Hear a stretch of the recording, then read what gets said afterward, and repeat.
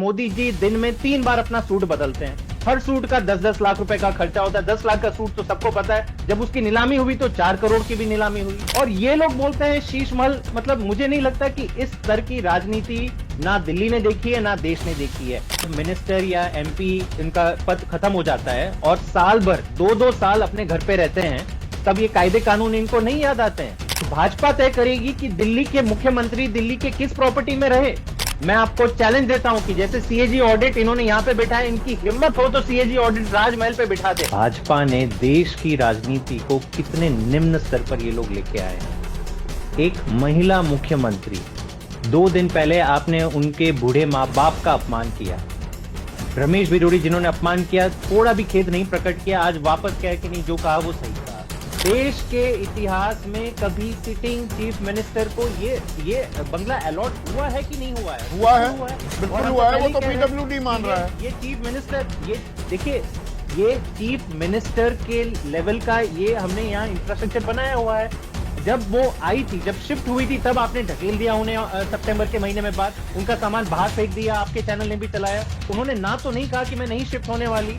तो ये चुनाव के एक दिन पहले आप सिटिंग चीफ मिनिस्टर के घर को कैंसिल कर लोगे, इस स्तर की राजनीति। जब मिनिस्टर या एमपी इनका पद खत्म हो जाता है और साल भर 2-2 साल अपने घर पे रहते हैं, तब ये कायदे कानून इनको नहीं याद आते हैं कि भाई साहब आप तो मंत्री बने हुए 2 साल हो गए, फिर भी आप सरकारी घर पे कब्जा करे हुए।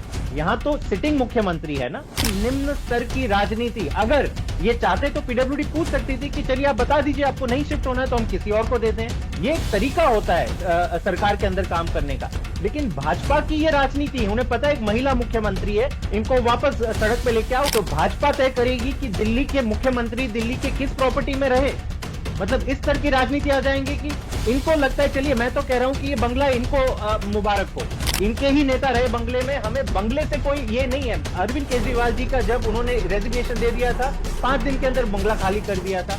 इनका मकसद बंगला है ही नहीं। संदीप जी मैं आपको समझा दूं, इनका मकसद है कि जो भी काम दिल्ली में हो रहे हैं वो रोक दे। पूरा चुनाव भाजपा अपने कामों के बारे में नहीं चर्चा करने चाहती कि लॉ एंड ऑर्डर पे भाई साहब आपने क्या किया। 10 साल से आप केंद्र में हैं, आज दिल्ली को आपने क्राइम कैपिटल बना दिया है, गैंगस्टरों की राजधानी बना दी। उस पर चर्चा नहीं चाहिए, लेकिन हाँ हम चर्चा इस पे करेंगे। हम तो कह रहे हैं कि आइए स्विमिंग पूल दिखा दीजिए, सोने के टॉयलेट। 2 साल से ये लोग गा रहे हैं कि सोने के टॉयलेट, चलो दूध का दूध पानी का पानी हो जाएगा। मैं आपको चैलेंज देता हूं कि जैसे सीएजी ऑडिट इन्होंने यहाँ पे बिठाया, इनकी हिम्मत हो तो सीएजी ऑडिट राजमहल पे बिठा दे। और हम तो कह रहे हैं कि सीएजी ऑडिट का वेट ही क्यों करना। अगर आपने कोई गलत काम नहीं किया तो जैसे हम कह रहे हैं कि चलिए हमारे साथ हम मुख्यमंत्री आवास पे जाते हैं तो प्राइम मिनिस्टर के राजमहल पे भी चलिए, वहां पे दूध का दूध पानी का पानी हो जाएगा। हम सबको पता है कि मोदी जी दिन में 3 बार अपना सूट बदलते हैं। हर सूट का 10-10 लाख रुपए का खर्चा होता है। 10 लाख का सूट तो सबको पता है। जब उसकी नीलामी हुई तो 4 करोड़ की भी नीलामी हुई। 1-1 लाख का उनका पेन है, 8,400 करोड़ का उनका हवाई जहाज है। और ये लोग बोलते हैं शीश महल। मतलब मुझे नहीं लगता कि इस स्तर की राजनीति ना दिल्ली ने देखी है ना देश ने देखी है।